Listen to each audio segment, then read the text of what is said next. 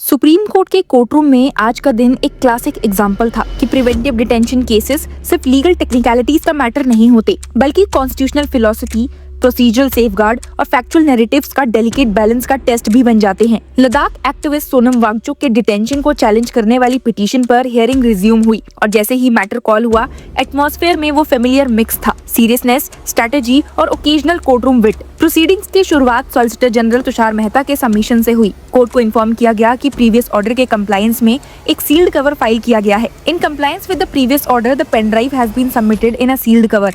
It contains a 40-minute video. However, I must point out that translations relied upon are incorrect. ये opening statement ने immediately tone को set कर दिया। Dispute अब सिर्फ detention grounds पर नहीं, बल्कि वीडियो एविडेंस की इंटीग्रिटी और इंटरप्रिटेशन पर सेंटर होने वाला था। कोर्टरूम में एक इंटरेस्टिंग मोमेंट तब आया जब सॉलिसिटर जनरल ने एक पोएटिक रेफरेंस रिकॉल किया। हमने वो सुना जो उन्होंने कहा ही नहीं, और फिर क्लैरिफिकेशन ऐड किया।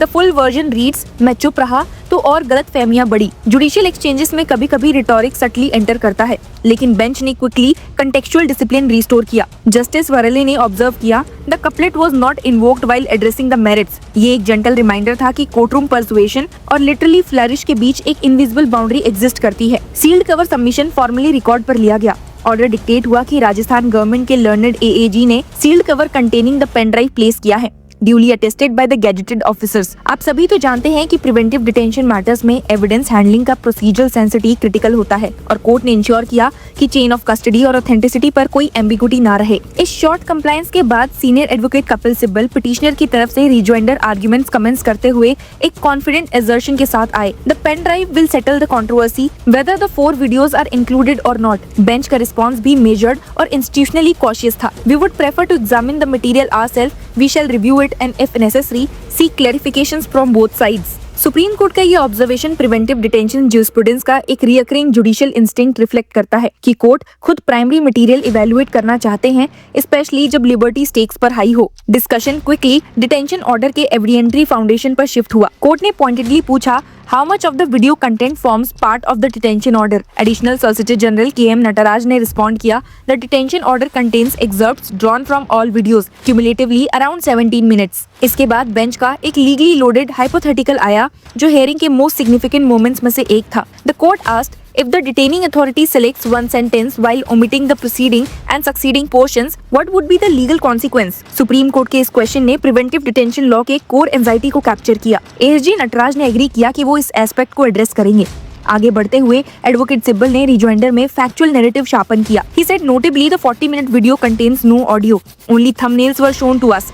Mere previews, not the substantive footage. यहाँ पर कोर्ट ने क्लैरिफिकेशन सीख की what exactly is a thumbnail, जिसको एडवोकेट सिब्बल ने एक्सप्लेन किया कि ये एक प्रीव्यू इमेज होता है। ये एक्सचेंज डिसेप्टिवली सिंपल लग सकता है, लेकिन अंडरलाइनिंग डिस्प्यूट क्रिटिकल था। क्या डिटेनियो को एक्चुअल मटेरियल फर्निश किया गया या सिर्फ सुपरफिशियल व्यूइंग अलाउ हुई? एजी नटराज ने एश्योरेंस दिया that I will place the complete transcription before the court. Hearing के दौरान rejoinder arguments gradually constitutional safeguards की टेरिटरी में डीपन होने लगे। जब एडवोकेट सिब्बल ने एम्फसाइज किया कि डिटेंशन ऑर्डर्स की सब्जेक्टिव सेटिस्फैक्शन एब्सोल्यूट नहीं होती, the subjective satisfaction underlining a detention order remains amenable to judicial review, यानी कि सेटिस्फैक्शन सब्जेक्टिव हो सकती है लेकिन जुडिशियल स्क्रूटनी से इम्यून नहीं है। इसके बाद फैक्चुअल ओमिशंस के इशू पर भी एडवोकेट सिब्बल ने क्रिटिकल कंटेंशन रेज किया। The video in which I clearly state my opposition to violence has not been considered. That is an exculpatory factor. Hearing में timeline related submissions ने proceedings को और intense बना दिया, जब एडवोकेट सिब्बल ने पॉइंट आउट किया कि अथॉरिटीज एक जून इंसिडेंट पर रिलाई कर रहे हैं, लेकिन कंटेम्पोरेनियस एक्शन नहीं लिया गया। The authorities rely on an incident from June, yet no steps were taken then. By September, when the fast unction was called off, that became the so-called live and proximate event. दर्शकों, preventive detention law में live and proximate link एक doctrinal necessity होती है। Advocate Sibal ने president side करते हुए articulate किया कि मटेरियल स्टेल नहीं होने चाहिए और डिटेंशन डिसीजंस के साथ डायरेक्ट नेक्सस एस्टैब्लिश होना चाहिए। पास्ट एफआईआर्स और incidents must demonstrate a direct nexus to the individual. Absent that connection, the detention order is liable to be set aside. इस पूरी हियरिंग में बेंच अटेंटिवली इंगेज रहता दिखा, पर्टिकुलरली प्रोसीजरल फेयरनेस के aspects पर। Representation rights के issue पर advocate Sibal ने एक नुआंस्ड कॉन्स्टिट्यूशनल आर्गुमेंट प्लेस किया, ये कहते हुए, 2 distinct rights exist, representation before the advisory board and before the appropriate government. The later constitutional rights stood effectively defeated. ये submission essentially Article 22 safeguards की interpretation पर centered था. Detainee को grounds और relied upon materials timely furnish किए बिना effective representation practically impossible हो सकता है. Courtroom में repeated emphasis एक theme पर return करता रहा. Material furnish करना versus material दिखाना. एडवोकेट सिब्बल ने unequivocally सबमिट किया, the law requires furnishing material, not simply displaying it. Authorities bear a constitutional obligation to supply documents. The detainee needs to not request them. Bench ने interject करते हुए observe किया कि ये submissions पहले भी रेज हुए हैं. जस्टिस वरले ने रिमार्क किया, these submissions have already been made. Hearing के अंत तक पहुंचते पहुंचते डिजिटल एविडेंस डिस्प्यूट एक बार फिर सेंटर स्टेज पर आया जब बेंच ने पूछा, was a pen drive supplied? Advocate Sibal ने रिस्पॉन्ड किया, yes, on 7th October. The 4 videos were not there. If they had existed and were deleted, that would be demonstrable. State की तरफ से alternate factual narrative present हुआ. SG Nataraj ने assert किया, the video was shown and a conversation took place between the detainee and the DIG. The interaction was recorded. When asked if everything was correct, Mr. Wangchuk responded in the affirmative. इस point पर courtroom tension visibly perceptible था.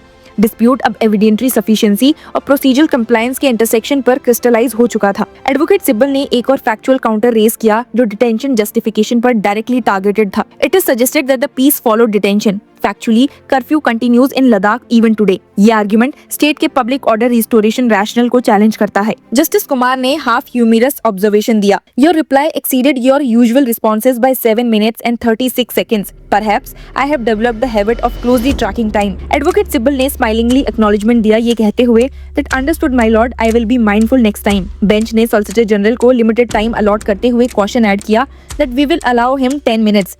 However, if submissions are repetitive, we will not permit them. Advocate Sibal का quick rejoinder equally witty था. Proceed but ensure the arguments do not extend beyond the allotted time. Hearing के concluding phase में council बहुली Sharma ने भी एक critical factual clarification record पर place किया. ये कहते हुए the pen drive was inserted into the laptop in Mr. Wangchuk's presence. Only thumbnails were visible. The video were not played. None of these thumbnails were clicked. Bench का immediate inquiry procedural responsibility पर centered था. Was this communicated to the DIG?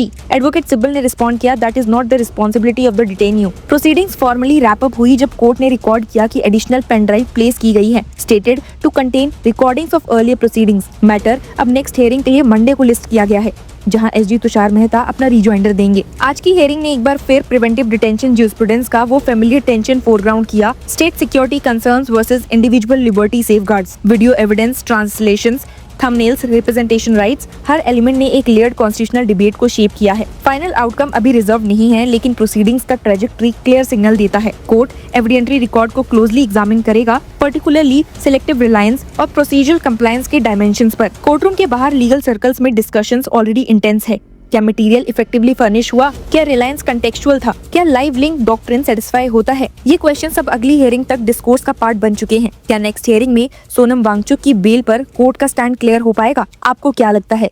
Share your views and keep following us.